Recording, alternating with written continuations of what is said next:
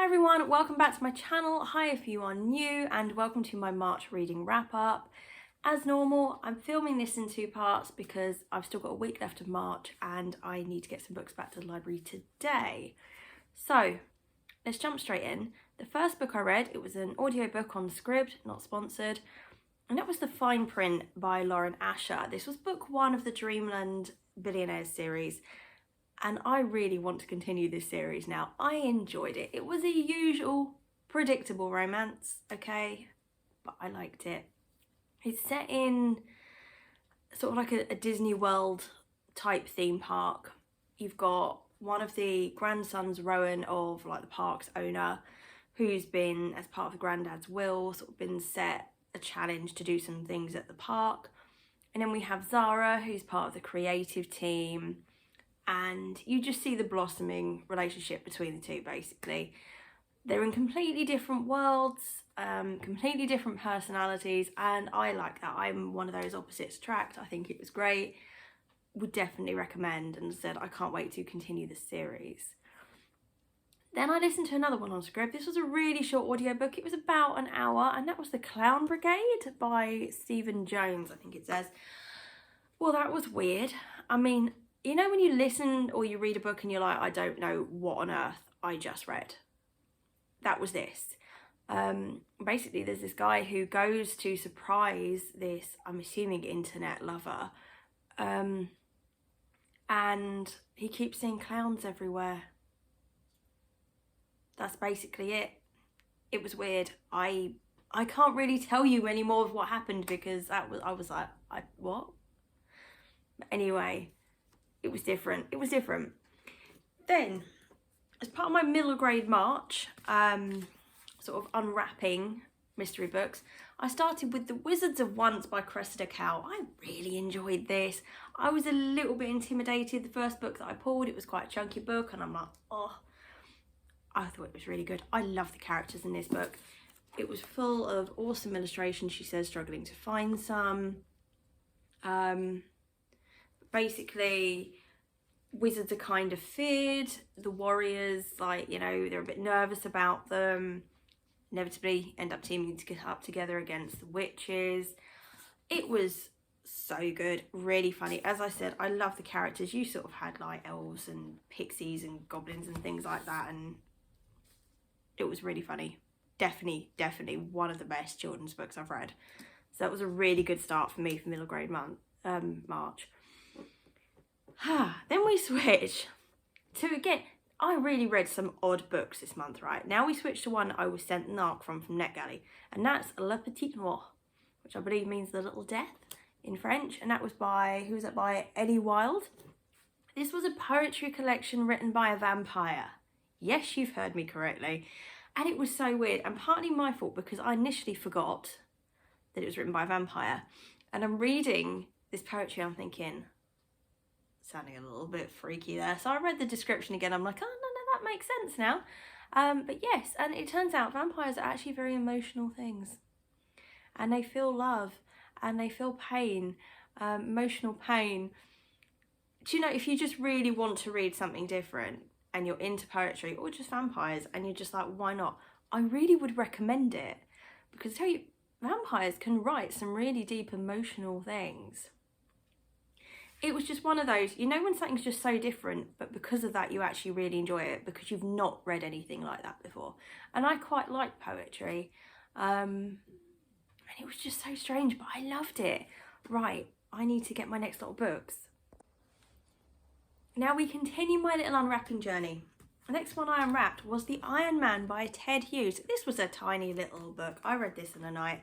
It was only about 50 pages, and again, we had pages of illustrations in here. There are more, trust me. Why is it when you show someone you can never actually find them? Anyway, Iron Man versus, what was this, some kind of monster? It was so weird. Old school children's classic, but again, it was just weird. What is it? It's like, seriously, I just went, let's just pick the most random books I can find this month. I don't know how I felt about it. I think it just wasn't what I expected. Obviously, I expected the Iron Man, you know, let's be honest there. That was quite a giveaway. But I kind of was a little bit thrown by this space bat angel dragon who eats living things, and the battle between them. It was like a really freaky version of a Transformers film. But it was fine. It was fine. Strange but fine. Then I unwrapped Journey to the River Sea by Eva Ibbotson. I actually enjoyed this more than I thought I was going to. I wasn't feeling 100% at the time, so I listened to it on audiobook whilst working in bed, and then alternated and maybe read a few chapters. But it was good. So we joined Maya, who was an orphan, who goes out to, well, basically she moves out to be with family, her cousins, etc., and aunt and uncle, out by the Amazon. And she's very excited first. She goes with like this governess, and she's excited to meet these cousins, these girls that are around the same age. And you know, she wants to explore the Amazon and see all the animals and this completely new way of life. Basically, the family are absolute not very nice people. And you know, they don't want to get involved with the locals and nature and things like that. And that's obviously quite upsetting for her. But I like the character development in this, because although we see Maya's character development and her experience of living in this area, people like the governess, there's a museum creator, you actually see the development of these other characters in it, rather than it all being completely focused on one. I enjoyed it in the end. I really did. Far more than I thought I was going to. And you know what? We always like it when the bad guys get their comeuppance at the end, don't we? It was good. It was actually very good. Then we had a short one. We had The Worry Website by Jacqueline Wilson. This has been on my TBR for ages, and it's a teeny little book. So again, I whizzed through this in a night. This was very cute. I imagine a child actually potentially could get a lot out of this. So we joined this class full of children. This really funny teacher, Mr. Speed, he set up this worry website where children can log on, put their worries on. It's anonymous, and all their classmates can come on and chip in with a bit of advice. The children are going through big problems, basically. You've got sort of like one that's got a crush on someone else in their class. You've got one that's getting a stepmum potentially for the first time and is really struggling to deal with that. And I think if you're a child reading this and you actually kind of identify with one of the problems or two, it's actually a very beneficial read, kind of disguised as a fun children's book. So this is in the pile of Jacqueline Wilson that I don't currently have a problem with. Unfortunately, I read a couple of ones last year I did have a bit of a problem with, but this I think was actually a very sweet, very cute read. Right, what have we got next? We're back to a couple of audiobooks now. I had a couple of long days in the office where I was on my own, and I just tend to chuck on an audiobook. It works well for me. So I listened to A Wizard's Guide to Defensive Baking by T. Kingfisher. Well, wasn't that an unusual read? We're still on the unusual reading, okay, this month. So we join basically a young baker who has got magic powers. Magic is not seen in a very good way, basically, in this sort of the kingdom. And let's just say there's magic gingerbread army that attacks some bad people. And magic isn't seen all that bad, basically, further on in the book. It was just so surreal. I've never read anything like it. Again, that's why I really enjoyed it. Okay, although I love my predictable romances these days, can't believe I'm saying that. This was just so random. And I really admire, I suppose, the authors of these kind of books that just come up with something that's just way out. And I enjoyed it. It was really sweet. Definitely was more YA. I think it's aimed at YA. I didn't check that. I'd heard good things on BookTube, and I'm like, yeah, let's give it a go. But it was really good, and I listened to it in a day, so it must have only been maybe 5-6 hours on double speed. I think it wasn't a very long one, but it was really good. Again, I like the character development. We join this shy baker who has to sort of come forward basically and save the world, and kick ass with gingerbread men. Why not? Next one, this was a NetGalley one, okay, but I found it on Scribd, and it had like the live action version. I don't think I've listened to anything with a live action version on Scribd before. It was really, really good. It really made it a fun reading experience. It was Alcatraz versus the Evil Librarians, and this was a Brandon Sanderson one. I didn't know that he had a kids sort of range of books, and we join Alcatraz, who has been left some sand by his deceased parents, sort of gets, which is stolen by evil librarians. Work with me here, I know. Then he's got, is it an uncle or a grandfather that comes along to help him defeat these evil librarians. Again, strange as. I didn't love it. I admit I didn't love it. But, and I think if I'd have read it as the book, I wouldn't have rated it as high. I think that was one of those books that you need to listen to, and you need that extra sort of experience, like with this live special thing, whatever they called it. It's gone out of my head now. It would be a brilliant film. And, you know, I resent the implication that librarians can turn evil like that. And, you know, they're sort of like trying to get incorrect knowledge out there. Unusual concept, and it worked. It just was a bit, yeah, for me. Didn't love it. It was fine. Back to our rap books. Goodnight, Mr. Tom by Michelle Megorian. Wow, did this hit me in the feels? I'd seen the TV series of this, like this TV adaptation. This was far more emotional, believe it or not. It really was. So we join Will, who's evacuated out to the country, who gets taken in by Tom, who's sort of seen as a little bit of a grumpy old loner, but he ends up really looking after Will. Will develops from this shy, abused child, basically. The mum's not very nice. Makes friends. And then you've got the issue of he ends up going back to London, and obviously everyone's then very concerned about that. It was really sweet. It was really cute. There was a lot in this that wasn't in TV adaptation. A lot of emotional bits that I maybe didn't need to read. I'm not forgiving what happened towards the end, okay? Wasn't necessary, all right? It's a children's book, all right? But it was very good. And it did sort of show a lot of the, you know, we hear about often when we're like learning history about the children being evacuated, but this almost seemed like quite an honest account of the thoughts and feelings that, you know, they're exploring these new places, they're worried, they're making new friends, but they've also got this fear of what's going on with their families back home.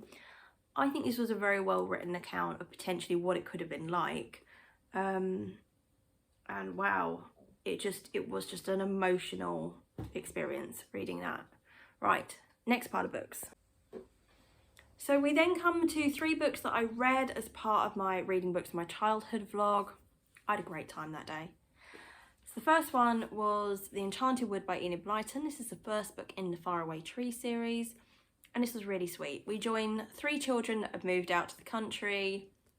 They come across this enchanted wood, which has got a magic tree in it, i.e. the faraway tree. At the top of the tree, you've got different lands. It could be like a roundabout land that just spins. There could be a birthday land where you just go and have a birthday party. It was just really sweet. In the tree, you've got various creatures. You've got Moonface, you've got Helpful Squirrel, there's Silky the Fairy, and it's basically a book with the kids' adventures. They go and explore the lands up the top of the tree. They make some friends with the different creatures. And Jake's just bought me a tennis ball. Thank you, darling. Thank you so much. Would it be a vlog without Duke wanting to play ball? But this, it was just a very sweet read. I didn't remember it at all, I have to say, but I did enjoy it. So I'm not going to play with you for the entire vlog. Right, then we come to Pongwiffy, A Witch of Dirty Habits by Kay Mansky. I really enjoyed this. I loved this book as a kid, and I really enjoyed it as an adult. This is very off-putting. Bless him. Are you helping? Is this you helping, Mummy Vlog? Is it you helping? Where was I? He's just too cute to ignore. I do apologise. Right, it's Pongwiffy. She moves in and there's some goblins next door. Goblins are not easy to get on with, okay? They're a nightmare and she's got to deal with these. But we meet all her coven. I love her coven. They're all so different. They've got all their familiars. You know, like her best friend is Sharkadder, the witch, and she's got Dead-Eye Dudley, who's basically a pirate cat. It's just a really good time. It really is. And I think I'm going to say, if I do come across the rest of the series, I am going to pick them up. Right, then Beaver Towers by Nigel Hinton. This one, I still really enjoyed. It was probably my least favourite out of 3, but but I did still have a good time with it. We joined Philip, who has been transported to this magic world. Animals talk. There's an evil witch who's about to come back and basically do something not so nice to the animals, and he's there to stop it. And if that means traipsing after a baby beaver into a dangerous castle, Philip's going to go and do that. So, for goodness sake, I love that dog. The only thing I will say about this is I didn't remember quite how dark it got a couple of points, and things that they threaten the animals with, I think for a child could actually be really quite upsetting. You know, of course it's a kid's book, so we have the I don't think it's a massive spoiler to go the happy ever after at the end. But a couple of bits I thought, oh, do you know what? That's a bit sad, isn't it? A bit worrying, but it was sweet. It was a good time. It didn't have quite the same impact on me as an adult, which I didn't expect any of the books to be honest. So 2 out of 3, that was really good. Mixed reaction on my point there. Right, the last one won't be the last ball throw, I'm sure. Last one is The Imperfect Art of Caring by Jessica Rin. Now, I've sent this on NetGalley, but I saw the physical copy at the library and I thought, yeah, let's run with that. I enjoy this a lot more than I thought I was going to, actually. This hit me in the feels a lot more than I thought it would. So we joined Violet, who's living on her own, basically.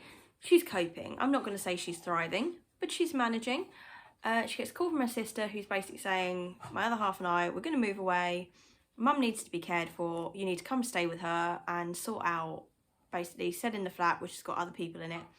And you need to move her into a home. Take you a little while, but it's about time you took some responsibility.